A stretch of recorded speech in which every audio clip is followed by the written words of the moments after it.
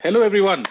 Thank you for giving us your time on this day when there is an India Australia one day are going on, and it's the second one. We're not doing particularly well, but that's fine. Welcome to this very special evening. Thank you so much for joining us, for giving us your time. I'm your host, Anupam Gupta. And as the title of the seminar goes, we are going to talk about the Victory Project. Harish Bhatt in conversation with Saurabh Mukherjee. We are going to understand how to unlock the peak potential of your brand, your organization, perhaps of yourself also, and how simple principles can help you navigate through difficult times. We know that this has been a tough year, not just for you, not just for me, not just for Bombay or India, but the entire world. But apparently, we are coming out of it.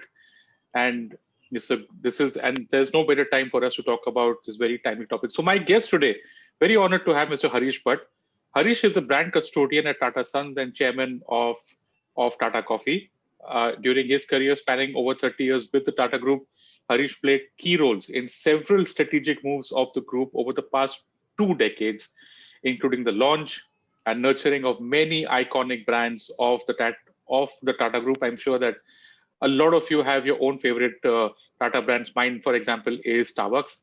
The successful turnaround, of course, of the jewelry business, as well as the acquisition of Tetley. Harish is an alumnus of BITS Pilani and IIM Ahmedabad, graduating at the top of his class in both institutions. And finally, Harish is a prolific writer, and his books include Tatalog, The Curious Marketer, and most recently, an extreme love of coffee. I hope that you've got your coffee with you because we're going to talk about coffee at some point of time in this very interesting session. Saurabh, of course, Saurabh Mukherjee, as we all know, is a CIO and founder of Marcellus. His recent book, honored to be part of that, The Victory Project, is already on Amazon's bestseller list, as is his previous book, Coffee Can Investing. And of course, we all know of The Unusual Billionaires, and before that, Gurus of Chaos. I'm sure that many of you have read these books. If you've not, it's a good chance to look them up on Amazon. So let's start things off. We're going to divide our discussions into three parts of around 10 to 12 minutes each, and leave the remaining half an hour so for your questions. Please be polite. Two very big disclaimers out here. No, Saurabh is not going to tell you where the Nifty will be in the next 10 years, and we are definitely not going to discuss the strategy of the Tata Group or anything of that sort. So let's keep those questions out of the way, because believe me, folks, we've got a lot of anecdotes, a lot of stories, a lot of knowledge to be learned from the discussion that you're going to be part of now for the next 1 hour. Part one, starting now. Of course, just a reminder, you can ask all your questions in the Q&A box. Like I said, no questions on markets, no questions on anything that's not related to the discussion that we're having right now. Here we go. So part one, collaboration. Harish, Saurabh, welcome. Thank you so much for doing this for our viewers.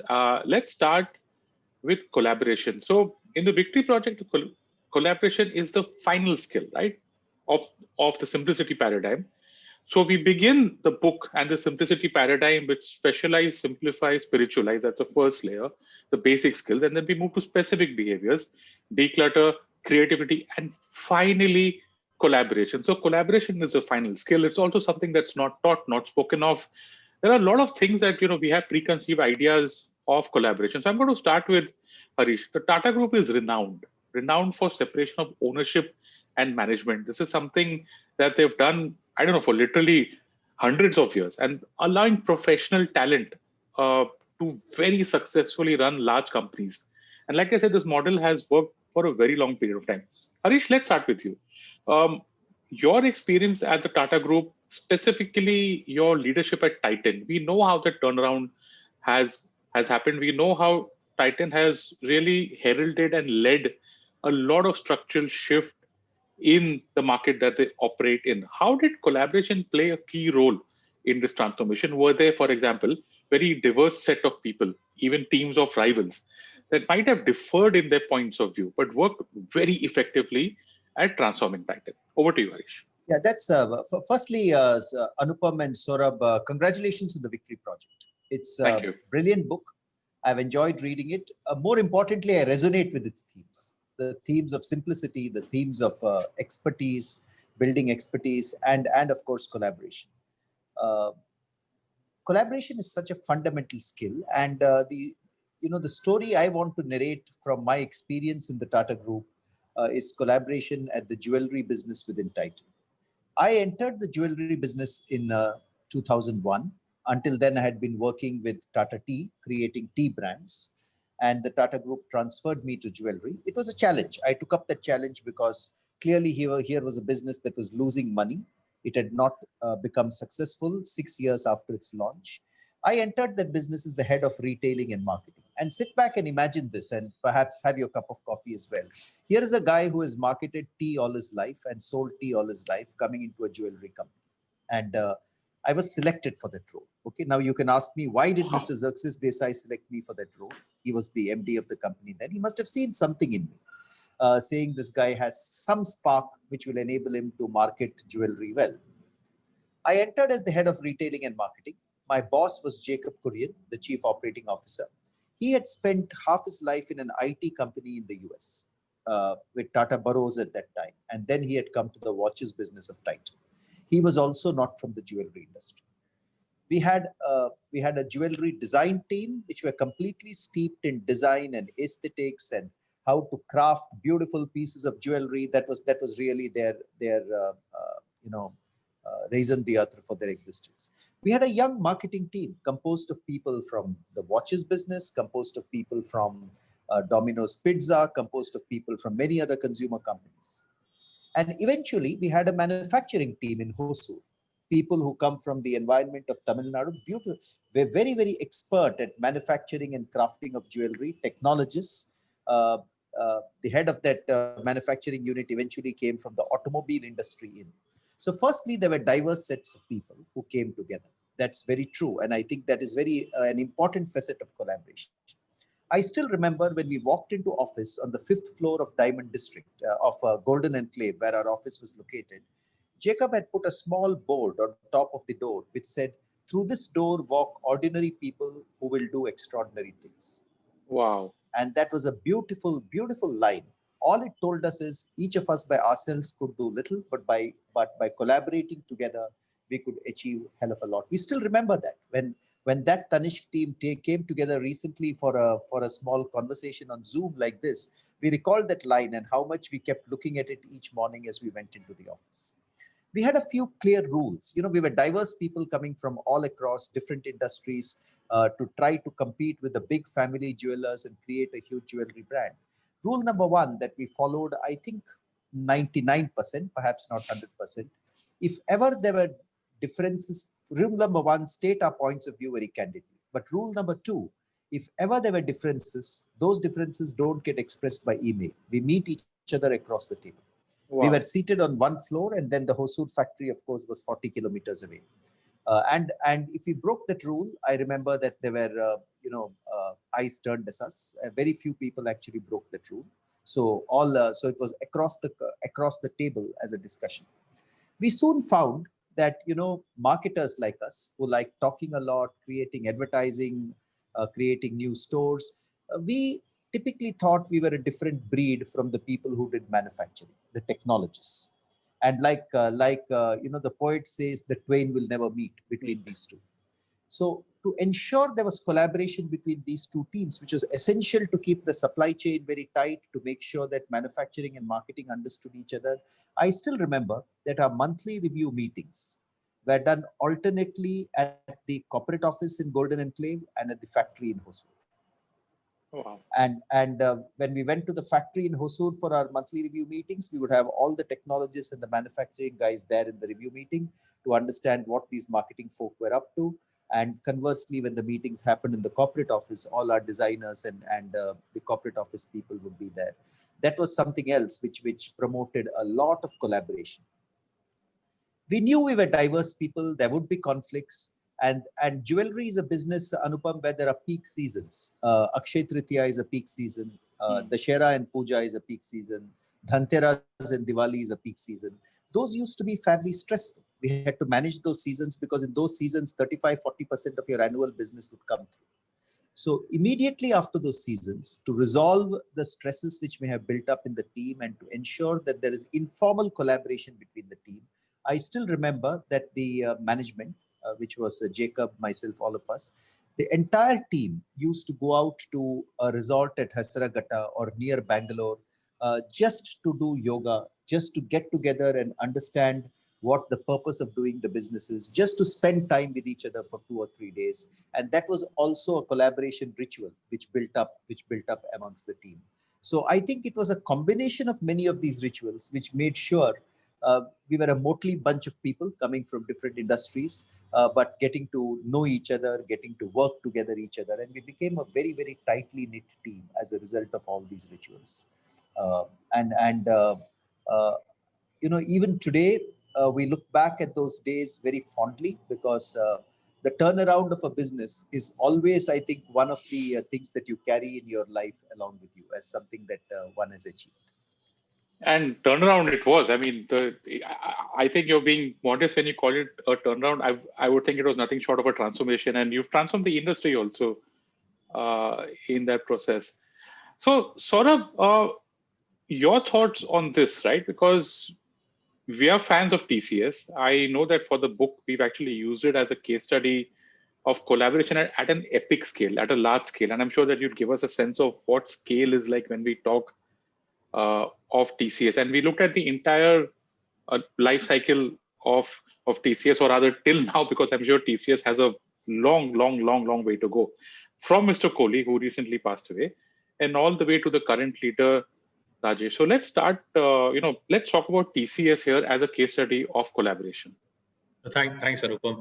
And I'm also a Titan fan. So just by way of disclaimer, in several of Marcellus' portfolios, we have Titan. In several of Marcellus' portfolios, we have TCS as well. I've met Jacob Kurian twice and learned a lot from him. But the anecdote I heard today, that into this building walk ordinary men, ordinary people who do extraordinary things. That was one of those, I'm going to interrupt with a small disclaimer here of myself also. Sir, we are also fans of Titan. Me, my entire family. I mean, I've forgotten the number of times we've gone to the nearest Tanishq store. So sorry, disclaimer but out that there. being said, I do try to make sure that my spouse does not visit Tanishq stores too often. That there's only so much, that one can. Might find something That makes 2 or 3 of us, Anupam, Saurabh, and myself. I think I am a fan of Titan, and I also try my best. There's a shop here of Tanishq not very successfully though. So I think we all prefer the stocks to the jewelry, perhaps. But anyway, let's come to a great company, TCS. Now, the stats on TCS, before I get to the collaboration factoids, the stats on TCS are actually quite extraordinary. And because TCS is not sort of, a self-promotional company which owns sort of cricket teams or, Formula One team, it doesn't get sort of understood how remarkable a firm this is. So just looking at our own chapter, the chapter we've written, chapter 7 of Victory Project, and the section on TCS. In the last 16 years, TCS has grown revenues by 21 times, the only Indian IT services firm to do so. TCS's market cap, this is a year ago, I think now it's even better. TCS's market cap, 4 billion. TCS's market cap 120 odd billion is more than the combined market caps the next 3 largest Indian IT services companies, right? So the stats are remarkable, but what's more interesting, and this is always the way in investing, it's the underlying DNA, it's the secret sauce which allows TCS to be over the 50 years existence of this company, the DNA of TCS is collaboration. Collaboration in a way that no other Indian IT services company has managed to pull it off. Now, there are 2 specific aspects of this that I'll highlight. I mean, obviously, we could do a whole session on TCS, but in the interest of time, 2 specific aspects of TCS's collaborative DNA, which is unique in the Indian context. The first is every single CEO of TCS has come internally from the stables of TCS. There's not been a single CEO hired from outside. And even more interestingly, each CEO's average tenure has been 10, 11, 12 years, right? In Indian boardrooms of companies, $100 billion plus, over 50 years to have 4 or 5 CEOs, every single one through internal ascension, and every single one doing a decade or more is remarkable. So it started obviously with the great FC Kohli, the late great FC Kohli. We then moved on to S. Ramadurai, then N. Chandrasekharan, who's now the chairman of Tata Sons, and then Rajesh Gopinathan. So very unique boardroom succession piece. And in the investing construct that we follow, we are very fast on this succession planning. Succession planning is the biggest stumbling block of many successful companies. But there's an even more remarkable fact about TCS that Anupam and I dug up when we were researching TCS for the book, and that is internal training and retraining. Every year, TCS retrains or trains 200,000, 2 lakh employees, right? There is no other Indian company which can even do half that number. Now, this is central to success in IT services. Remember, IT services, one day you're doing remote infrastructure management, then remote infrastructure management in passe, you now have to do cloud computing, then COVID hits, the company, the customer's demand profile changes, and you have to reskill your labor. As one rival of TCS once told me, they've basically created a labor force which is a little bit like amoeba. Right? The amoeba reshapes itself to take on whatever the demand environment in global IT services. Now, in a small firm like Marcellus with 50, 60 employees, that's doable. But in a company as colossal as TCS, I think this is India's third largest profit generator now, third or second largest. I think it's Reliance, HDFC Bank, TCS, one of the third largest profit generating engines. To retrain more than half your labor force every year is quite a remarkable feat. So remarkable company, and the success of this company is not down to some great patents or so on. It's down to people, how they have collaborated at the boardroom and at the coalface to deliver spectacular results. So Saurabh, I want to, before I go to Harish with his thoughts on TCS, I just want our listeners to get an idea of why size is important out here, right? Because I remember as a sell-side analyst back in the late 1990s when IT was just, when we used to write reports on buy Infosys at 100 times P, and where $1 billion market cap was unheard of. Can we just tell our listeners why the size is important? Because 2 lakh, training 2 lakh people is not easy. Reaching $100 billion market cap is not easy. And the kind of gap that TCS has put between itself and its peers is it's something that we've not seen. And especially when people, investors crib about India not having a sizable opportunity to invest in. We've got $100 billion company that's come up in 16 years. If I remember correctly, TCS listed in 2004. Yes. Yeah. This looks like TCS has kind of beaten, or rather gone against the law of large numbers, right? Yeah, so I think it's a misperception that a lot of people have that India doesn't have tech companies. I think it's a misperception because it's the kind of current fascination with FANG stocks and so on. As you rightly said, not only is this company retraining lots of people, not only is it $140 billion market cap now. Most interestingly, Anupam, it does a return on capital employed pushing 30% every year, right? The FANG stocks, I think the highest FANG stock is 21% return on capital. Wow. The true measure of a moat, the true measure of corporate success is what return on capital can you gun out year after year. This company guns out 30% return on capital year after year. No, forget tech company. No other tech company gets to that level. No other IT services company in the world can remotely approach TCS. And that in a way is the fundamental engine, because that gives the company resources to reinvest. Now, as it happens, because Tata Sons owns 60% of it, the dividend goes to Tata Sons, etc. But as an economic engine, as a moated company, very difficult to find anything else in technology which gets close to this powerhouse. Yeah. Harish, the thing is, they're understated. They don't sort of go on and on. I was in fact just going to come to that, right? Because where have you seen headlines of succession planning battles happening here and there? Harish, your thoughts, right? Because when we were researching what this, we were just amazed, right? Because Mr. Kohli, the titan that he was, back in, I think, the 60s or the 70s perhaps, extracted what I believe was Tata share registry from the bigger group, made it into TCS. Mr. Ramadurai had the vision to set the internal plumbings of a company that can deliver at scale. And this is, I believe, you're probably talking about the 90s or the 2000s. So that by the time that Chandra took over, this company was already a beast, and he just took it to the next level. So what are your thoughts on TCS? And especially today, I just read that you put out a post on your LinkedIn in the morning with a tribute to someone who I think is pretty much the titan of the Indian IT industry. Yeah. So Anupam, interesting question. I've never worked with TCS. All my work in the Tata Group has been with Titan and with Tata Consumer Products before I came into Tata Sons. Having said that, I admire TCS greatly for exactly the same reason that Saurabh said. Doing things at scale, executing at scale superbly, which is the result of cooperation-wise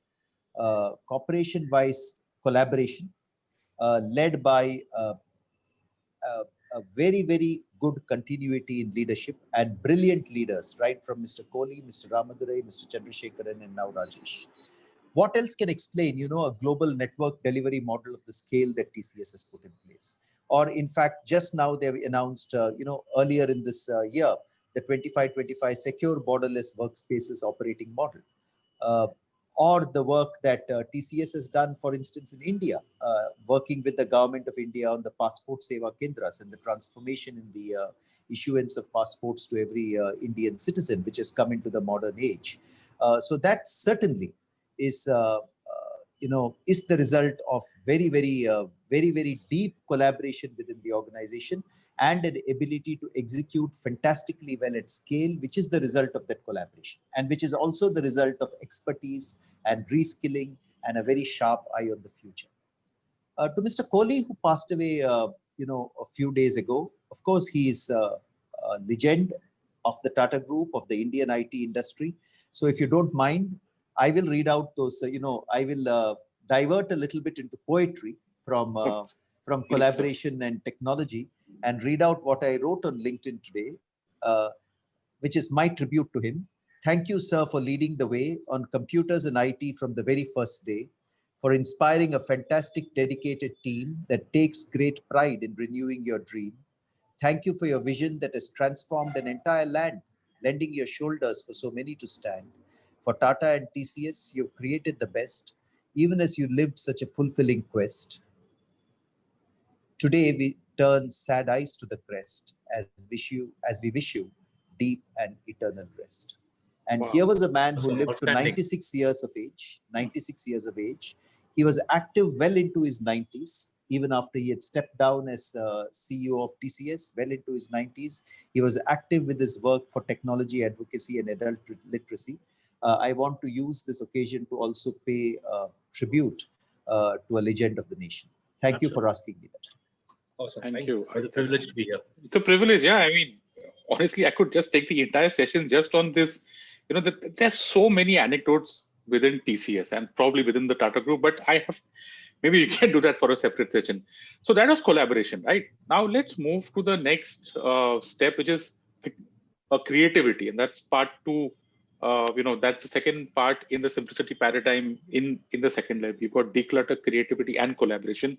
We've done collaboration. Let's get to creativity. So Harish, in your book, The Curious Marketer, there are two very interesting parts that resonate within our, which kind of have intellectual leaning with our book itself. So in the first section, you've written about hotbeds for new ideas in India in places like Ujjain and other smaller cities. Right. And we know now, what probably was evident even back in the 2000s, that India changes every 5 kilometers, I think, as someone had said. In section 2, you wrote about looking at old product with new eyes.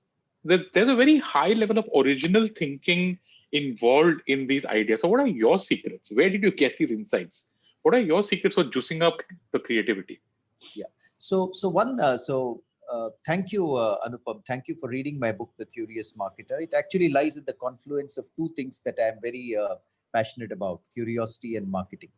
But if you ask me, what do I try to do to be more creative? And hopefully that will add some value to people who are listening in today.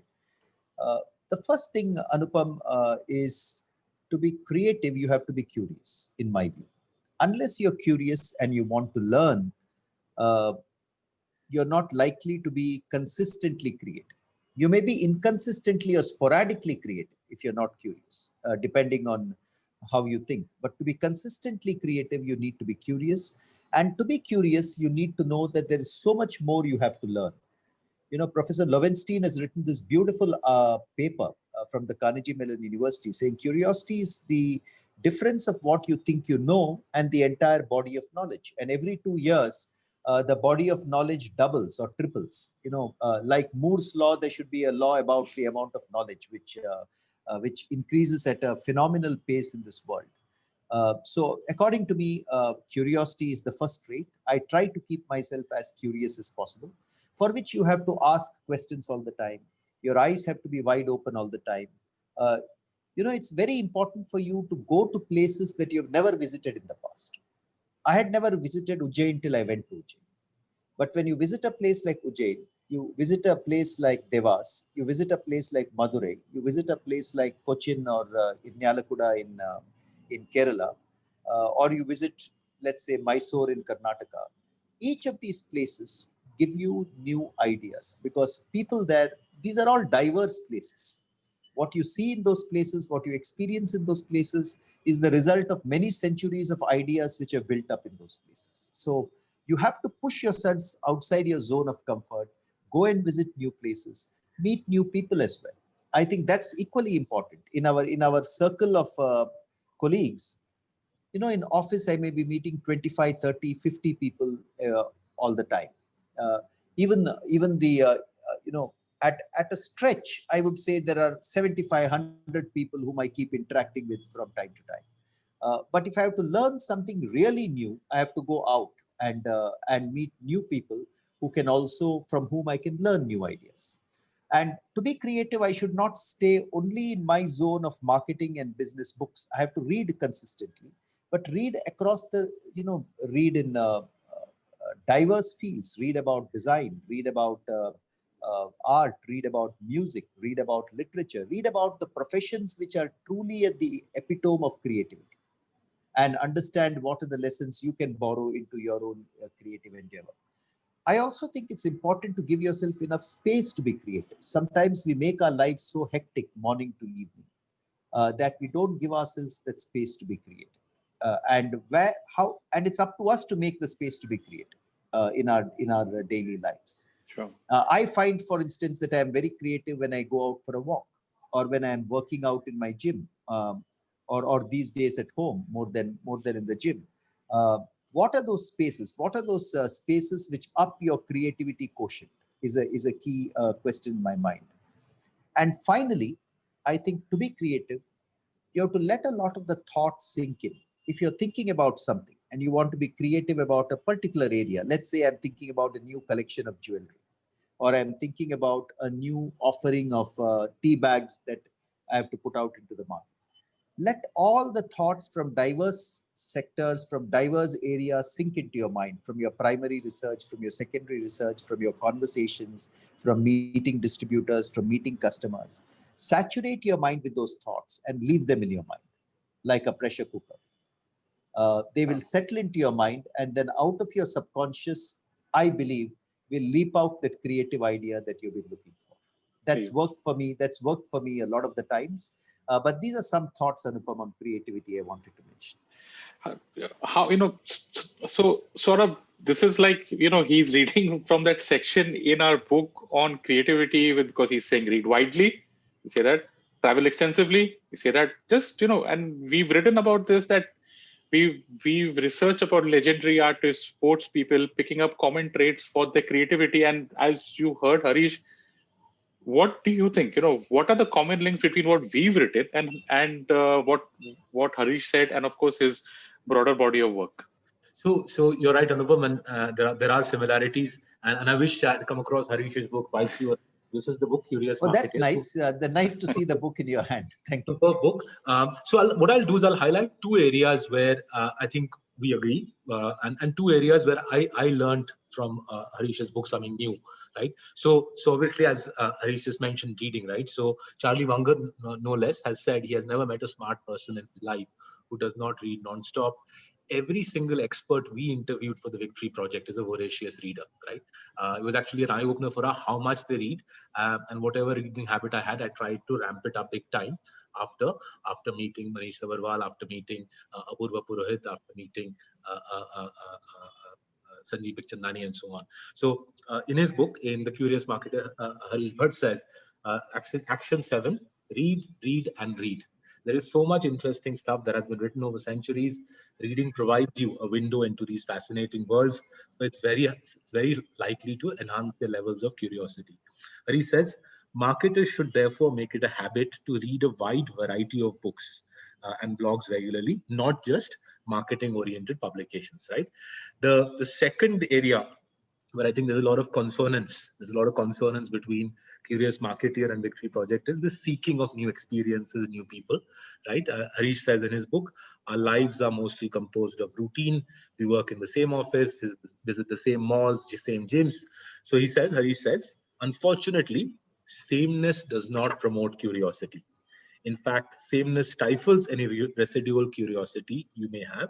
Therefore, it is very important that marketers should consciously seek out new experiences which can surprise you and meet new people who can share their ideas with you. There is nothing better than newness to stoke and feed curiosity. So I have to confess, whilst I had written about it with Anupam and Victory Project, courtesy the lockdown, I myself had got a little used to the sameness of sitting in this chair and talking to clients and colleagues all day. So prodded on by the Curious Marketer, this Wednesday, I'm once again going into the countryside to do what I've sort of enjoyed over many, many years, to meet people I've never met before. So I've identified a district in Maharashtra where the incidence of COVID is mercifully low. I've bought 5 N95 masks, and Wednesday morning, with an erstwhile colleague of Anupam's actually, I'll head off Maharashtra countryside. But there's a couple of new things I learned from Harish's book that I have to confess I don't have, and I'll try to build these skills. So action 3 says, Harish, listen extensively and without judgment. The most curious people are very good listeners, and they listen without judgment. When you pass spot judgment on something you're hearing, your mind is no longer open.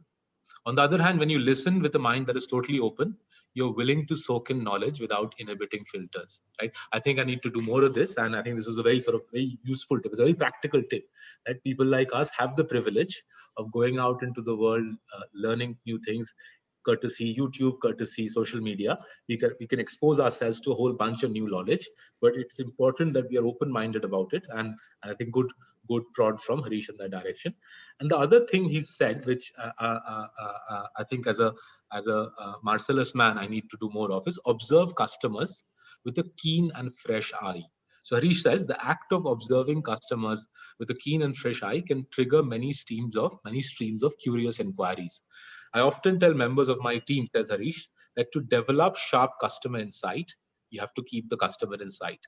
Customers should include end customers who use the products, as well as intermediate customers such as retailers who stock our products, right? And he sort of gives you more details on how you can build customer insight. So multiple things to learn from the Curious Marketer, but what was astonishing was the overlap in thinking around reading, around travel, around new experiences, around opening our minds to the wonderful country that we live in. Okay, I am now going to, all three of us are parents of children in varying ages, right? So my kid is a 12-year-old. Sort of, you have 2 kids, so you also. Yeah, I have one daughter who is now 25 years. There you go. That's an entire generational thing, and all of us have seen our children in the education system. And this is a very, now it's a sensitive question, but it is what it is. All of us are, the three of us are talking about creativity and how it works and how it can transform our lives probably well into our respective careers. And we've seen our children in the education system wherever, in India or abroad. What role does education have out here? Because I feel that does our education specifically to India, does that really smash up our creativity? Because since the day we are born, our parents are after us to do something or the other, and by the time we reach college, the story just goes on and on. Harish, you first, and then Saurabh, role of education either in helping or harming. So firstly, I think, the conventional system of education in India does not, in my view, encourage creativity a great deal. That's my clear view. There is so much pressure on children right from school. And right from 8th standard, I find so many children, preparing for their IIT, JEE entrance exams. Lots of them go to Kota and to other locations. Now, of course, you have online learning portals as well. You're the only engineer among the three of us. I'm a chartered accountant, and Saurabh, I believe, is an MBA. Yeah, but you know, you're quite right, and what happens is, as a result, you have a lot of engineer MBAs like me who grow up with very good analytical skills. We are very good at number crunching. We are very good at design of processes and so forth. Uh, but at the end of the day, I believe that if you also have to be creative, then I mean, all these are left brain skills, analytics and design of processes and so on. The right brained or lateral skills need to come from art, literature, history, theater, all those kind of disciplines, which are the right brain disciplines. And I believe that in our schools as well as in our colleges, there should be more time and attention paid to these right brain disciplines which encourage creativity. I'm fortunate. I learned at BITS Pilani. Um, and BITS Pilani, if we had to do 40 courses during my 5 year engineering degree, 18 courses were in arts, history, and economics. That's the way the BITS Pilani curriculum is designed. But and today, of course, there are universities like Ashoka University and others of their like, which also give this very wide-ranging education. So I think uh, the academic system has to give students the opportunity to learn across many of these creative disciplines, at least until their undergraduate studies are over. I think that's very important to shape the mind and make it be creative. If you ask me, some of my own very creative moments in school and college were around the time I wrote essays, around the time I did elocution, around the time I jammed with other people, around the time I wrote for my school and college magazines. So I think those opportunities are still available in today's academic system. But the student has to make time for those opportunities and not focus only on learning by rote. That I think is also very important. And to that extent, we as parents have a role to play there to encourage our children to do that and don't put them into a narrow box of learn, exam. That narrow box does not serve the purpose of creativity. Yeah, I agree. Saurabh, your thoughts? I mean, you've often said about your travails in getting your kids off a Netflix and reading a book. What are your So I think thoughts? I had the good fortune of studying partly in India, and then when I was 14, the family migrated to the UK, so I finished the rest of my education there. I think there are two things the Indian education system does very well, better than the British system, and there is one aspect on which the British education system absolutely kills the Indian education system. So I think the strongest suite of the Indian education system, as Harish said, is rote learning. Now, rote learning at one level, obviously, when you and I were studying, didn't feel fun. But memory, as we have discovered, as we have written in the Victory Project, memory plays a central role in creativity, right? And as we've cited in the book, many psychologists believe that intelligence is nothing other than another form of memory, right? And all those, from rote learning the 9 times table to rote learning trigonometry, the Indian education system does a fine job there, and there's something to be said for the memory muscle that the education system creates. The second thing that the education system does for those who are interested in studying in India is it forces you to concentrate, right? So my dad was a classical product, Harish Bhatt style of the engineering IIT system, and whether I liked it or not, he would shut the room and say, you will now sit here and do maths for the next hour, right? And over time, I had no other escape, so I learned to concentrate. And again, as we've written about in the book, I mean, it's ironic that what you learn from your parents at the age of 12, you relearn at the age of 42 while writing a book. As we've written in the book, the ability to concentrate, focus is a central facet of creativity. Where I think the system lets people down is in the variety of experience, because the lives of children in our country seem to be exam after exam till they are 22, 23. And remember what psychology also says, your adolescent mind basically firms up around, it's adolescence starts at 12 and ends at 23, 24. So basically the entire adolescence of the Indian child is in an exam crunching engine, and that has the effect Harish said. That's where the British education system absolutely kills it, right? They give kids plenty of freedom, lots of creativity, lots of latitude. So my hardest part when I moved to the UK was adjusting to that aspect. So I remember going to my first history class in the UK at the age of 15, and the teacher said, the Battle of Waterloo was not so much won by the British; it was lost by Napoleon due to poor tactics. Right? Full stop. Discuss. So I said, what do we do now? She said, well, discuss. I said, well, what do we discuss? I mean, what are the tips? Is there a guide? I remember going to the neighborhood store that weekend to look for a guide. Like we have in India, MBD guide, JPH guide on the Battle of Waterloo. And to my disappointment, I learned there is no set guide on the Battle of Waterloo. There's no prescribed answer. Right? I was shocked for a year. I didn't know what to do. How am I supposed to answer these sorts of questions, right? But that is where that development of that skill set is incredibly powerful, right? So whether you study English, and a lot of people in India believe that studying English is easy.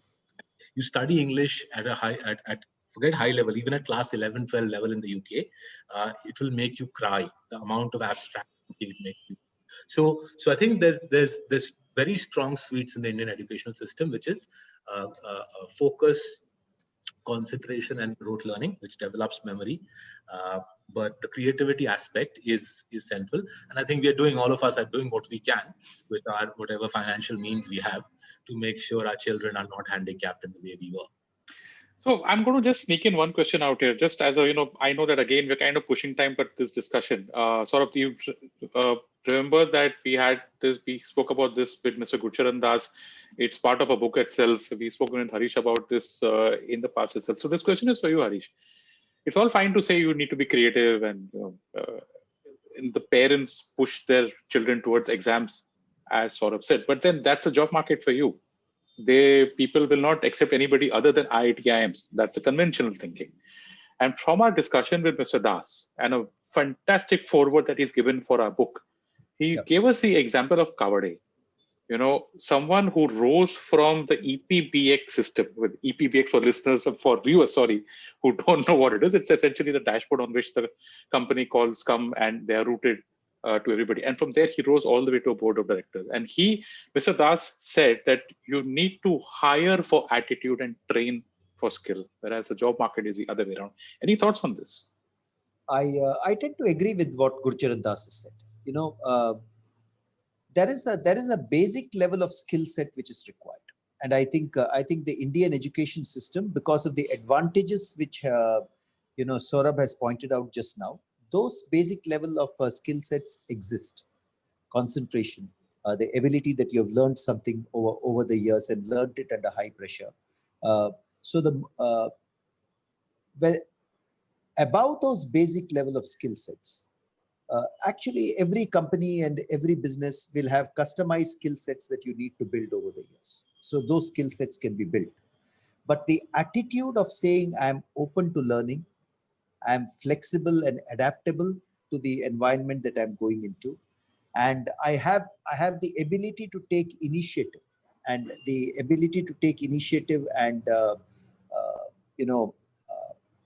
Saurabh used that example of an amoeba in a different context, in the context of TCS. But to be that kind of an amoeba which adapts yourself to a situation, learns for a particular situation, and develops that shape and size.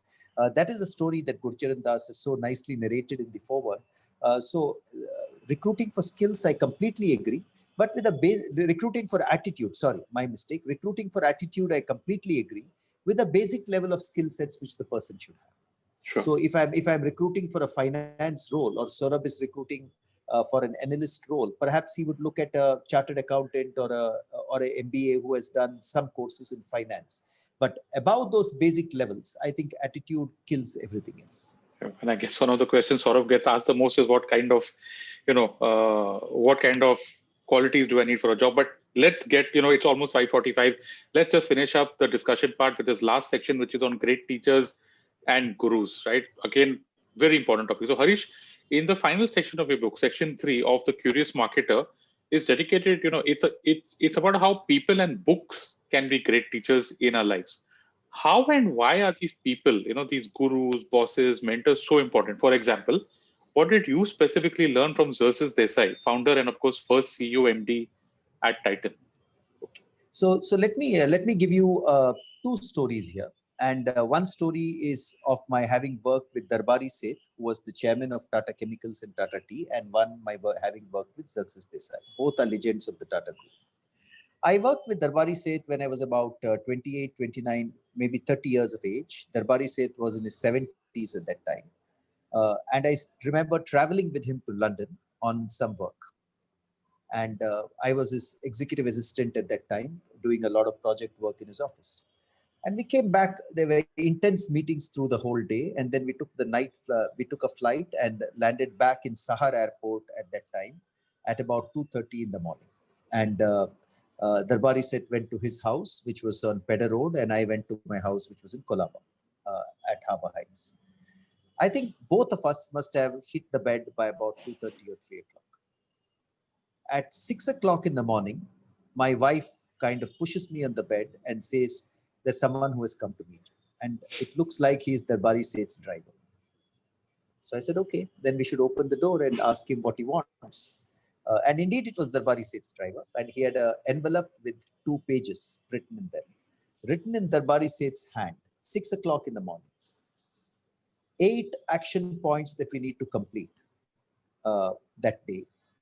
And the last line saying, "We have so much to do and so little time to lose. I'll see you in the office at 8 o'clock."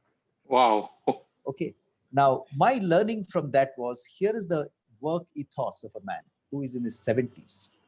Yet, he seems to have gone home, applied his mind thoughtfully to the issues which came up that day, has articulated those so that I can think about them, has sent them to me at 6:30 in the morning. So what time it left Pedder Road, I can guess. And now he will be in office at 8 o'clock. So that work ethos has stayed in my life throughout. And I hope to be able to emulate him. That's something that I've carried in my mind since the age of 30. With Xerxes Desai in Titan, who was an equally great teacher, Xerxes Desai was a man who in terms of aesthetics and design and craftsmanship and the way you would, whatever, whether it was a watch or a piece of jewelry or an advertisement or a factory, he would shape it so that things were beautiful. He had a sense of poetry too, which spoke in design. That is why, the Titan Edge watch or watches that you see from Titan are so well shaped. He would hold it against the sun. Look at how the rays of the sun were falling against the steel case. Make specific observations on each of those cases so that people sitting around him could understand what beauty means. When he designed the jewelry factory in Hosur, Hosur is 40 kilometers away from Bangalore. Typically, you see normal Indian buildings in Hosur, houses and other stuff. He actually got Charles Correa to come and design the jewelry factory and do all the landscaping of that factory. Wow. Because he said, when we get visitors to this factory or consumers come to this factory, they should be overtaken by the beauty of what we have created. So from Xerxes Desai, one eternal lesson that I've carried away is the need. In your book, you mentioned, Steve Jobs, his ability to marry technology and poetry. I saw that ability in Xerxes Desai. And I think that is very, very important to create magic. Technology itself does not create magic. Poetry alone does not create magic. But the marriage of those two does create magic in a big way. The other learning from Xerxes Desai was a sense of determination. There was a time when the jewelry business was making huge losses, and everyone was crying for the jewelry business to be shut, saying, this is not because the watches business was making good money anyway, and that was the core of Titan's, business. And there were discussions and debates within the boardroom, which I have narrated in my book Tata Lok. And I asked Mr. Desai in reflection. He had retired by the time I was writing this book. So what actually made you stay with the jewelry business? His response to me was, Harish, the market opportunity in India was so huge. I knew if we made a strategic error, we could correct it. But the market opportunity was so huge. The opportunity to transform the market was so huge. And therefore, I would permit this business to be shut down only over my dead body. Those were the words he used. So there was a steely determination to the man. And at the same time, there was poetry and perfection in whatever he did, and aesthetics in whatever he did. There are many other learnings I have taken home from Mr. Desai, but I just wanted to mention both these bosses I have worked with, and one or two learnings I have taken from them. Believe me, each of us each of us have bosses during our life, and we sometimes Sometimes great people are our bosses. Sometimes you come across great people in your interactions in life. The amount you can learn from them, the positive points you can take from each of them are worth their weight in gold. Understood. Saurabh, so your thoughts, right? Because Marcellus is very famously named after Muhammad Ali, the legendary boxer. And in your book, you also highlighted the importance of mentors and gurus in our chapter on specialization. And you've also taken inspiration from a lot of books. Can you tell us how books can be great teachers? So I'll do just that, and I'll reference Harish's book again.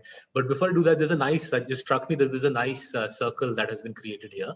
So back in 2013, 2014, we spent a good. We being myself, one of Anupam's erstwhile colleagues, Anirudh Datta.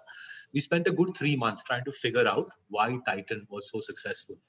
And I remember we went down to Bangalore, had a fabulous 2-hour lunch with Jacob Kurian. Right. We also tracked down Mr. Vasant Nangia, and whilst on that trip we didn't meet Bhaskar Bhatt, we met other people in Titan, and that whole turnaround from the difficulties of the late 90s to the character and then the exponential takeoff after the character was a big learning. Was a big learning as to if you can make available to the Indian public a high quality product with high levels of transparency, high ethics, you will build a successful business. And for middle class people like us who set out to build businesses, we need these stories. We need these stories to convince us that we can build large, successful businesses which produce useful products for the Indian public. So the Titan story itself, the characters in it, people that I've never met, such as Mr. Desai, and people that I've had the good fortune of meeting, such as Jake Kurian and now Harish Bhatt. These characters, these episodes, these corporate tales are very, very powerful. They're essential for our generation to build the country in the way it should be built. But let me now reference Marcellus, Cassius Marcellus Clay, aka Muhammad Ali. So we hadn't met Harish Bhatt when we hit upon Marcellus as a name. The way we hit upon it was my wife and I doodled over various names for a couple of weeks, and then we felt that Muhammad Ali exemplifies, symbolizes a lot of things that we believe we want to stand for, which is anti-consensus thinking, standing up for what is right, and for direct talk. Now, more than my articulation of this, ironically, the curious marketer articulates these facets of Muhammad Ali beautifully, right? So, ironically, Marcellus is described better in Harish's book than I have ever been able to describe it. So, I quote from Harish's book, from The Curious Marketer. Muhammad Ali also knew that to gain awareness and salience in the minds of his audience, he had to be loud, bold, strong, and fearless. This was, after all, what the world expected from a champion boxer who could knock out opponents cold in the ring. He was a great self-promoter, unshakably confident in everything that he did, and he was not terribly concerned about being politically correct, right? But he was always true to what he really was, what he felt and what he stood for. This included his views, often controversial but always candid, on religion, race, and justice. And now this is where I love the way Harish has connected this man with marketing. There is a large segment of consumers who love such direct, authentic, and fearless brands that do not fear to speak with courage and walk on the edge.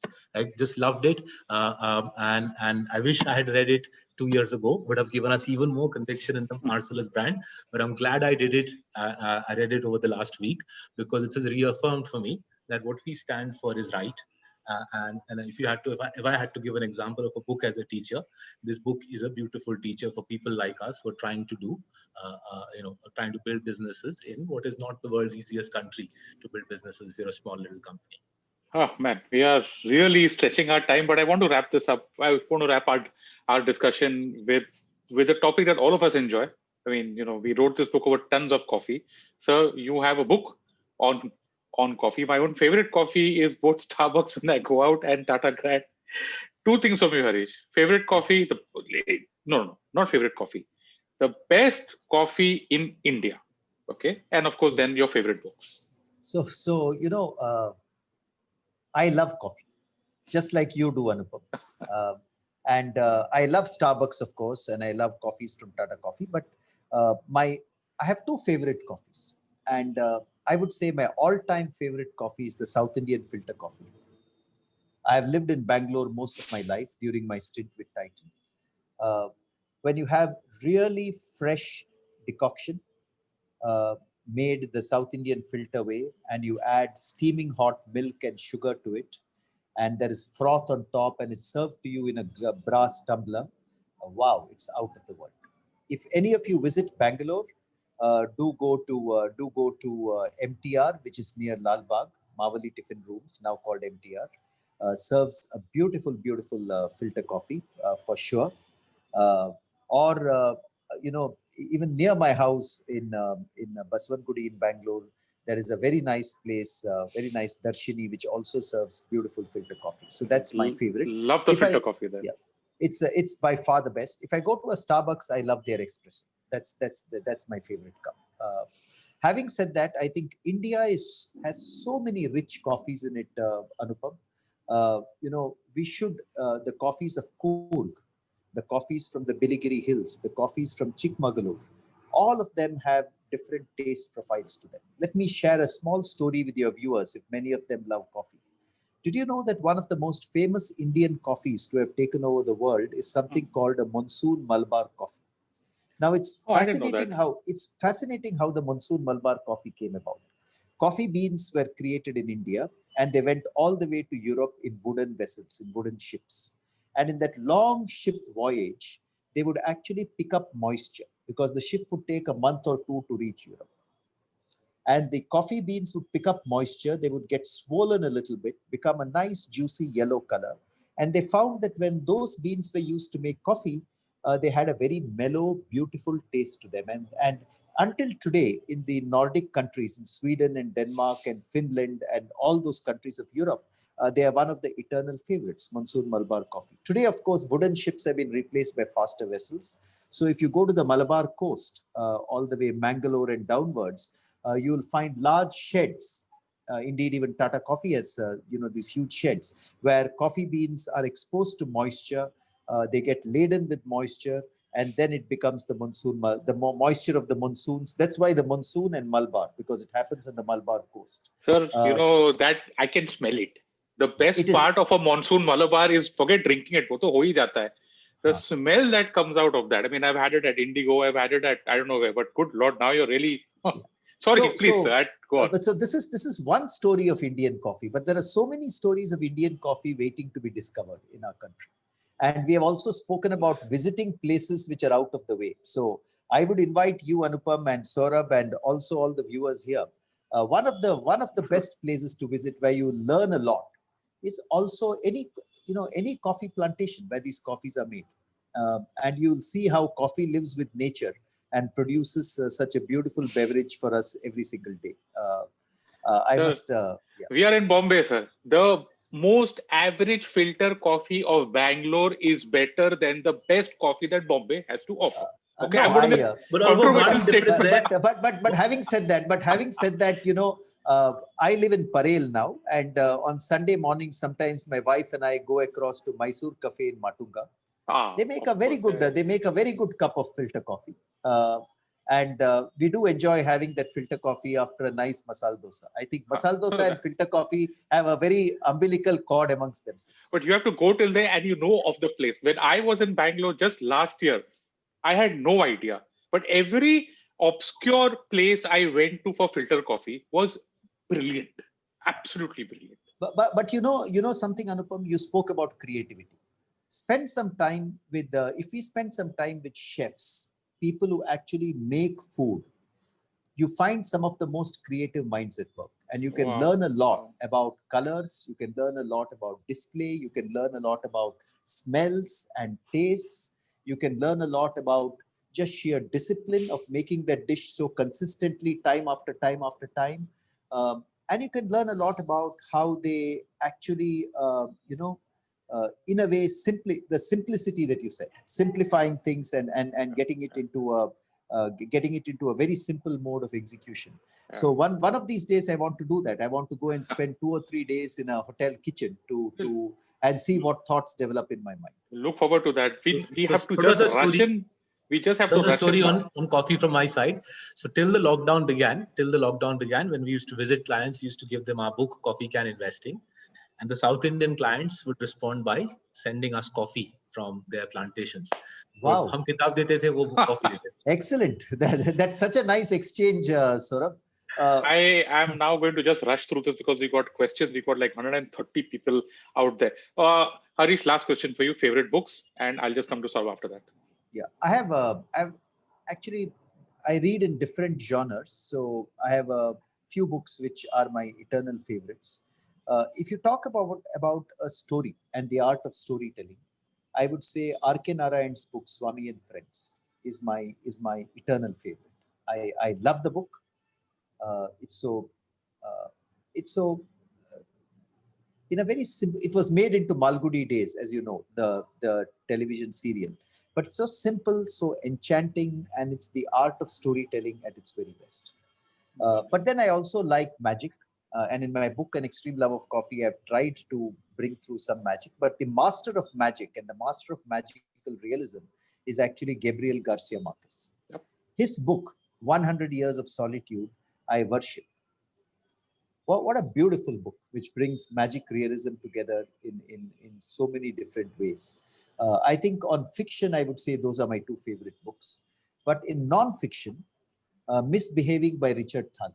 Richard Thaler's magnum opus on behavioral economics and why, as human beings, we are giving to heuristics and why we are given to misbehave and not act rationally, sometimes act emotionally in everything we do. It's such a beautiful book. I read it first before I read Nudge and before I read Thinking Fast and Slow by Daniel Kahneman. But Misbehaving is my favorite, and I've recommended it to so many people to read. My most immediate book, which I have loved reading, very recently I was reading it, and it's such a creative book, is Alice in Wonderland, written by a mathematics professor, full of magic, full of delightful experiences. But actually, he's built mathematics into the book. As you read it, you understand that there are mathematical fallacies and mathematical theorems which are built into Alice's life by Professor Dodgson, who called himself Lewis Carroll. So these are some of my favorite books. I love reading, and I agree completely with what Saurabh and you have said in the Victory Project. Reading is the window to the world, no doubt about it. Fantastic. Saurabh, I know that you also have your favorite books. You've given tons of them in the book, but I'm going to wrap this up from your side. Since we're talking about coffee, I need a wrap up from you on coffee can investing, right? And how that can actually transform our portfolios and our wealth, because there are a lot of people out there who are just asking this question over and over again. How do we create long-term wealth? How do we figure out our portfolio? So could you, given the coffee can investing approach, how can that happen? So quickly on coffee can investing. So here's the book. So what I did, inspired by the stories of coffee that Harish had been telling us when we did a bit of a dry run of this yesterday morning. So yesterday afternoon, Anupam, I went to your neighborhood, Bandra. I went to Title Waits, the bookshop there. I took my kids with them. They had 2 hours of book shopping. I had a cup of coffee. I bought Misbehaving by Richard Thaler. The kids bought a couple of books each, and I met another rival fund manager, so to speak. I was going to say fellow fund manager. I met another rival fund manager, and he covertly admitted to me. It's a rival fund manager, but he covertly admitted in this, in this very covert meeting in Title Way, Bandra, that coffee can investing, which is the name of the book that he was back, is something that is becoming the norm even for his firm. And it's very simple, right? All we are trying to do, in a way, echoing this discussion, is looking for companies run by clean, ethical professionals, clean, ethical promoters, companies that are selling the essentials of life to 1.54 billion people, perhaps not as privileged as the people on this Zoom call, but nevertheless, a billion odd customers who spend their hard-earned money buying the essentials of life.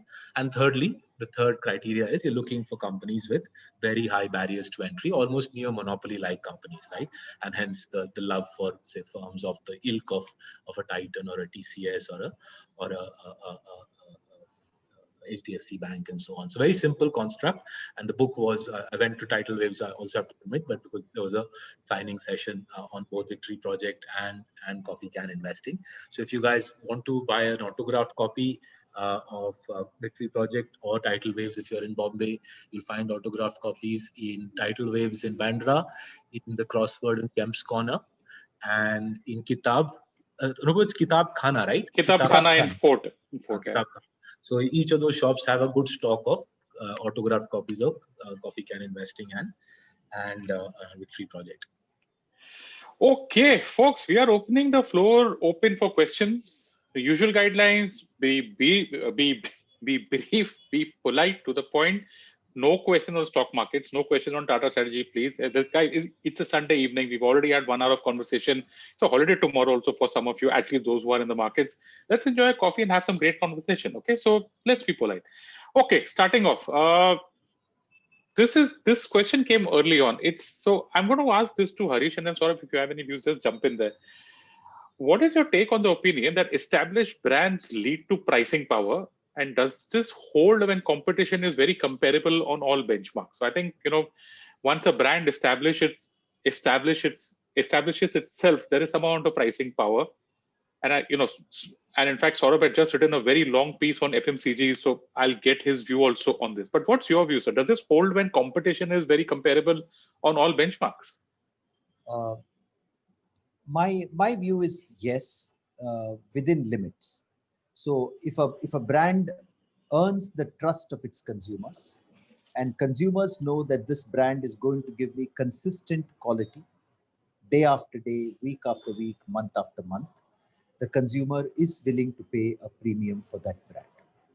Versus other brands which may be functionally the same, but which may not command the same degree of trust with that consumer or that household. I have seen this happen across my career with all the brands that I have worked with. I've also seen this happen with brands that my competitors market. So the answer clearly is yes. And why is that the case?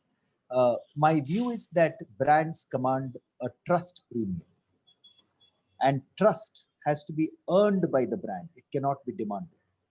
So you and I, Anupam, if we trust each other, we have to earn that trust of each other. I cannot tell you, Anupam, please trust me, just because I am a brand manager of the Tata Group.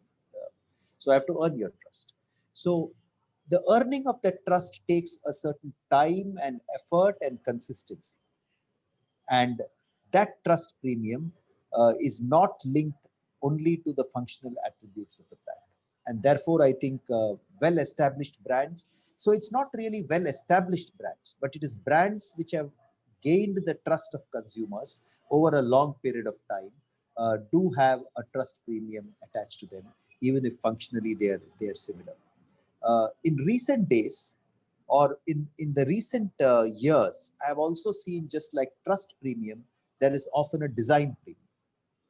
People like beautiful products. The functionality of the product may be the same, but the product is just so much more beautiful to look at, to feel, and to use.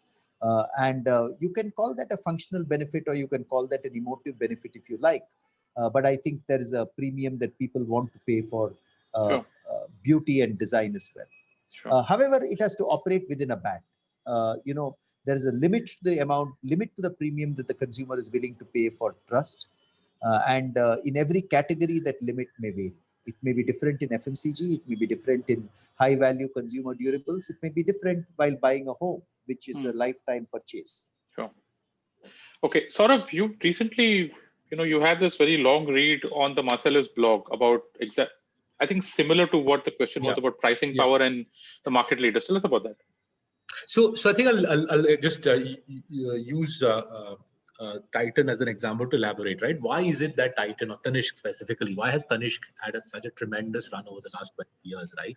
I think Titan itself has easily compounded earnings at 20, 21, 22% over the last 20 years, selling primarily jewelry. The watches business isn't quite growing that much.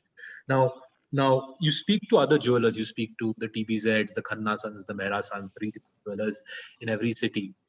They know what Tanishq does, but they can't do what Tanishq does. right? They know what Tanishq does. So what Tanishq does is no secret in that sense, but it is impossible for its rivals to replicate Tanishq, right? Why can't their rivals replicate Tanishq?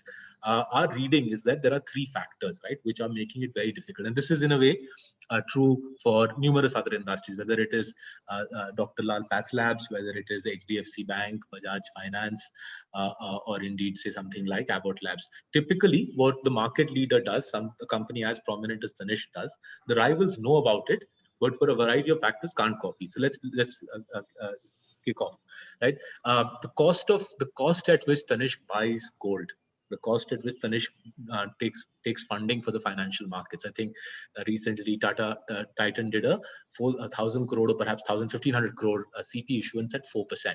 No other jeweler in India can borrow at 4%, right?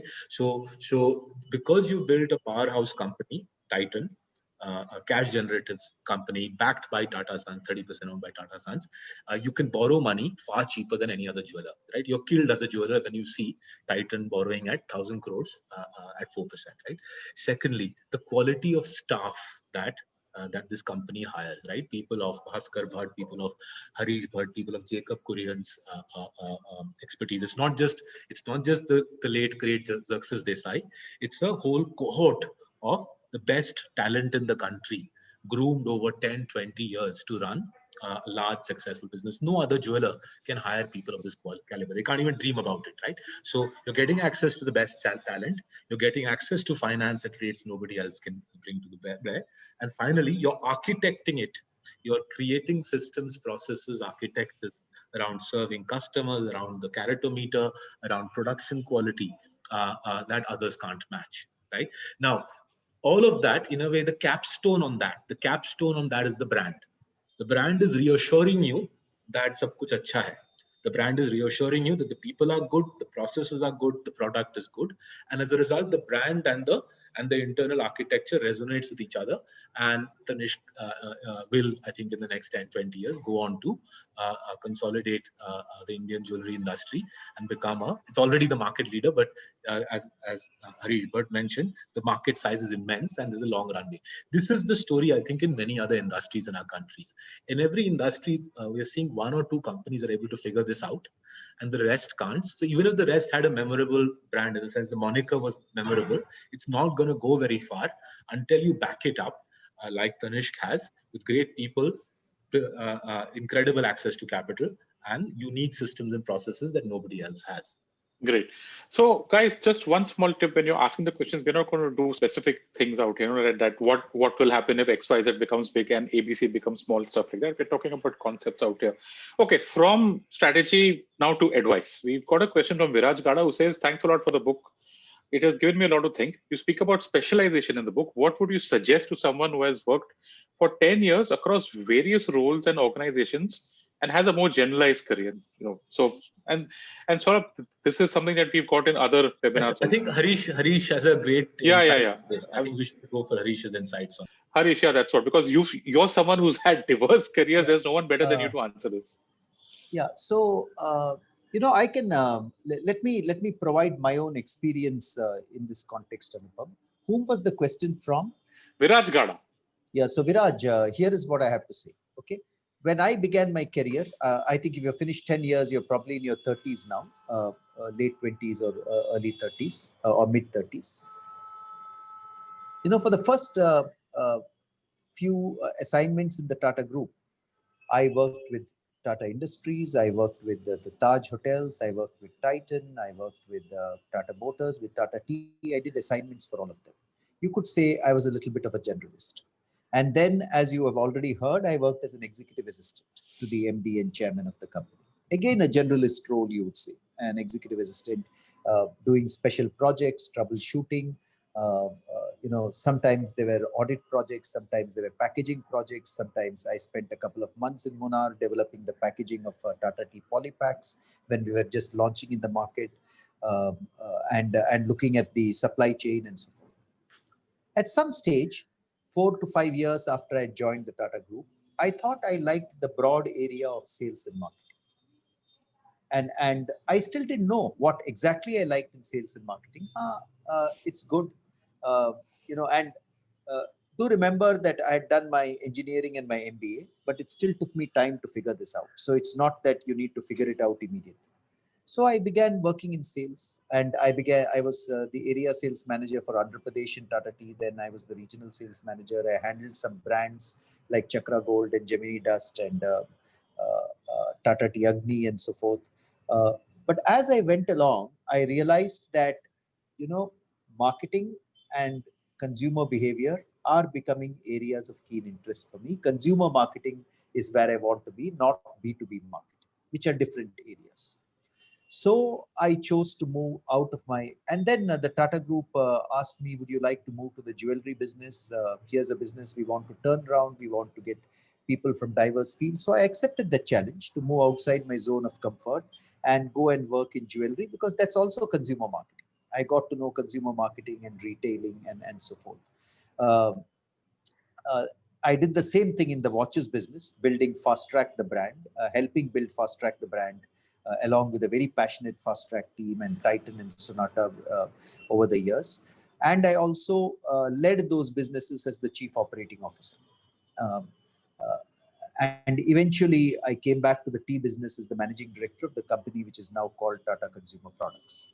Uh, by then I had come to a view, and please remember that I was now, by the time I was in Tanishq and in Titan, I was already in my mid 40s. It was mid 40s by the time I came to the view that there was a sharp focus on marketing and consumer behavior that I wanted to focus on. And as I moved towards my 50s, I also got increasingly engaged intellectually in the art of writing. I found that turned me on, that writing was something which I found very fulfilling. I used to write occasional columns on a number of things for newspapers, but the thought came around in my mind and enveloped me that the experience of the past 20, 30 years, perhaps I can communicate to younger people. The experience of the Tata Group and the experience of marketing. And of course, my marketing has been in tea and coffee and jewelry and watches. So as I moved into my 50s, I was clearer that I wanted a career which blends marketing and brands and writing. These are the two things which excite me greatly. But for that clarity to come around, Anupam, was a long way from the time I started. So my own view is this is a gradual process. There may be some people who at the age of 20 know what they want to be in life. I don't deny that. But I don't belong to that segment of people. I have discovered what I want to do by dabbling in various areas and by sharpening my focus as I go along. Uh, and I think that's a good thing for all of us to think about. Sure. How do we discover and sharpen that focus as we move along? So that's the simple answer that I would like to give. Sure. Work in a few diverse areas, and that will help you to sharpen your focus. And finally, you'll fall in love with something. Sure. And when you fall in love, you know that you're falling in love with something. Then you need to nurture that love through building, through all the tenets which are given in your book, building specialization and bringing simplicity to your world. Sort of your thoughts of Viraj quickly, because this is something I think that you also get asked a lot. We've of course written in detail in the book about the T and generalization versus specialization. So I think this T paradigm, right, the T-shaped paradigm that we have written about in the Victory Project is actually very practically useful for white collar professionals like us who are sort of paid to specialize in one area, stem of the T, but who need to have a diversity of perspective that we've discussed both in the Victory Project and has been discussed in Harish's book, The Curious Market. The diversity of perspective is the extensive reading, the traveling. That's the kind of roof of the T, the horizontal part of the T. The stem is the specialization, the 10,000 hours of practice, or the 10,000 attempts, and so on. And as you've discovered, whether you want to be the cricket captain of India, whether you want to be a world-class martial arts artist, whether you want to be a world-class marketer or a successful fund manager, it's broadly the same skill set. And one thing that we do both to help ourselves keep learning and to help others who are interested in learning, every Sunday morning, 7 o'clock, we send out 3 longs and 3 shorts. By the way, none of our literature costs any money. If you want to be part of that mailing list, www.marcellus.in. Just go to our blogs. You'll get a prompt. Put your email address there. You'll get all our readings, all our literature every week, twice a week, and that's how we learn by telling ourselves that we owe it to you on Sunday morning to give you a really good bunch of readings. We read through the weekend, and that process is, as Harish put it, I think it's a good phrase. Reading extensively, writing turns us on. We keep growing, we keep learning. Whether the T is, whether the width of the width of the horizontal part of the T is, 1 kilometer or 100 meters, I don't know, but clearly this T-shaped paradigm is very useful, and it seems to work across the world. Sunday, 7 o'clock, Saurabh, give people a break. Yeah? That ding noise comes and, you're like, okay, what? For the time that you guys have started every Sunday morning, I wake up with that, with that notification, and I know, okay, I know where that mail is from. Okay, this is only for Saurabh because this is more of a kind of a market related, but it, not quite. And it has to do with the future of IT. So this question gets asked, I think, every 5-10 years. I remember back in the late 90s when I was covering tech, what will happen to the software industry after Y2K? And I think the question out here is probably the same that we are done, with automation coming in. What next for the IT industry? Do we have to go towards I think the answer becomes easier. The answer to this question becomes easier by every passing year, right? Software, the IT services industry is now basically the day-to-day life of every company. So even in Chota Sa Marcellus, we have got 8 IT platforms that we are using, right? If you imagine a company like Tata Consumer Products, my reckoning is they'll be easily using 40, 50 IT platforms, right? CRM, SAP, there'll be an HR software, there'll be some sort of in their plants, there'll be production automation software. So the canvas is massive for the Indian IT services companies, which is why you're seeing gorillas like TCS getting created, scale gorillas like TCS getting created with revenues of $22, $23 billion, and market cap of 140, 150. And it's now clear to the Fortune 500 companies, leaving aside our country, it's clear to the Fortune 500 companies that for their maintenance of their software platforms, for their upkeep of their software platforms, for their systems integration, the Indians are credible vendors. The existential question keeps getting posed. What should I say? Posed. Yeah, the existential question, which is posed every 3-4 years, is first it was said 5 years ago that applications will be off the shelf; they'll no longer be customized. So Indian IT software engineers will no longer be required. Well, somehow 2020 after COVID, we need Indian IT services companies just as much. Then it was said, well, boss, everything will go to the cloud. So why will you need remote infrastructure management? Well, it turns out that even on the cloud, our IT services companies are just as useful. Where it's relatively clear is that Indian IT services companies were able to mold themselves sooner, quicker, faster with these changes in demand preferences on customers' part. Those companies have an edge, and that's why I loop back to why TCS looks like an unusually successful company. The world that they cater to, the customer demand that they cater to changes, and this company, amoeba-like, reshapes itself and caters to that demand. Okay, next we are coming to Harish. Harish, we've got Parag Patel who's asking you to share the poetry once again. So it was very enlightening to listen. It was awesome.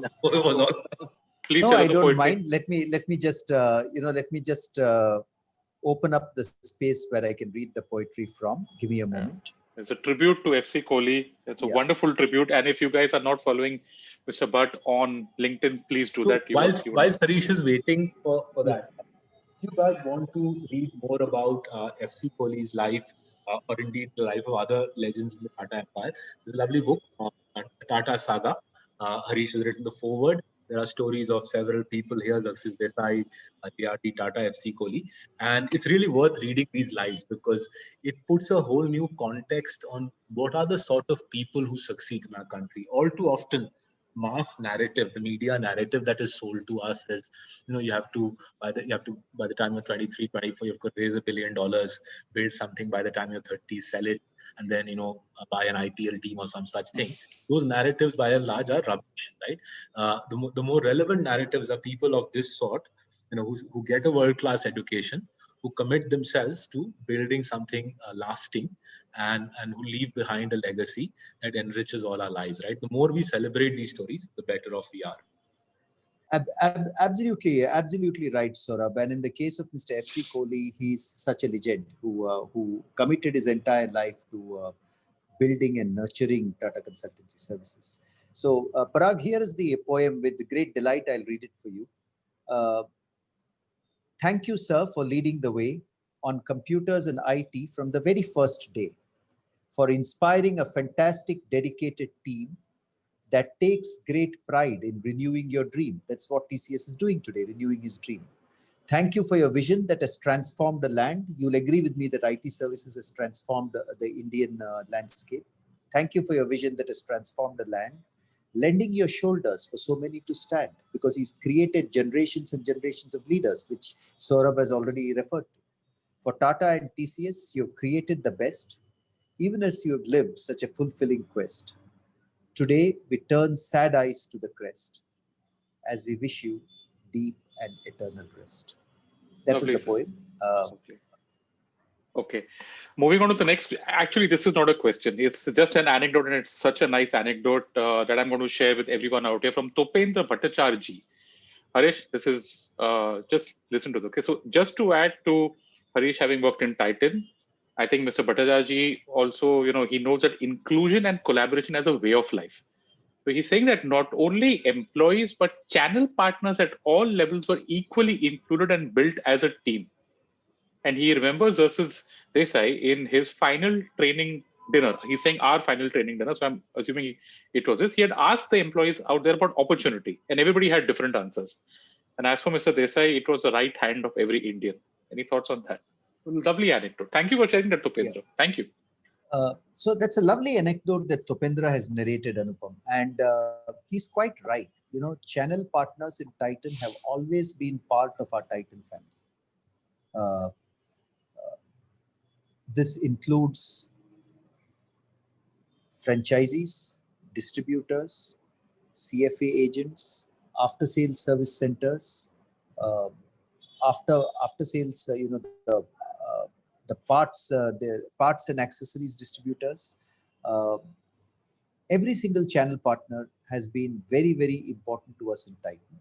And every year, in Titan, of course, this year there's a pandemic on, but otherwise, there would be a business associates meet, which we used to call a BAM, where partners come together. Um, in those days, I remember Mr. Desai also attending a couple of those business associate meets when he was part of the company. And it's actually a celebration of the entire family. Uh,